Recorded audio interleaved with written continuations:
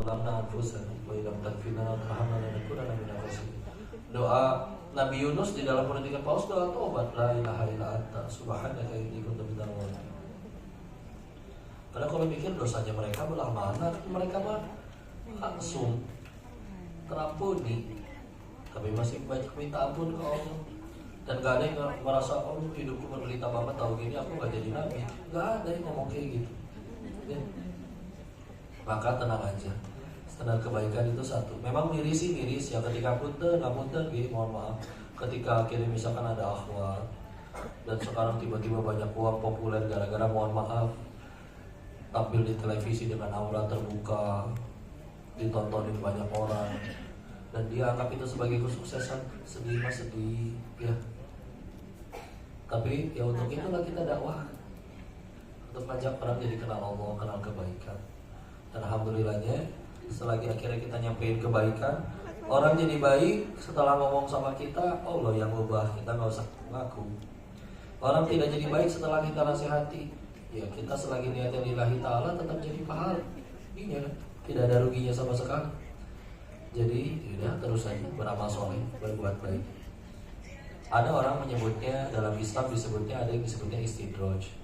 Tapi anggaplah mereka istidraj, maksiat terus tapi tetap dapat yang apa yang mereka penginkan. Terus kita meninggal nggak ditanya kelakuan mereka, ditanya kelakuan masing-masing. Kalau kita kenal doa, dakwahin. Nggak bisa dakwahin karena nggak punya akses ke dia, doain. Dan yang paling penting jaga hati, karena jangan sampai, contoh ini manusia yang paling rugi. Orang ngelihat dia maksiat, yang ngelihat dia maksiat masih ngegibahin sampai setahun ke depan. Yang maksiatnya malamnya tobatan nasuha, nangis sambil tahajud.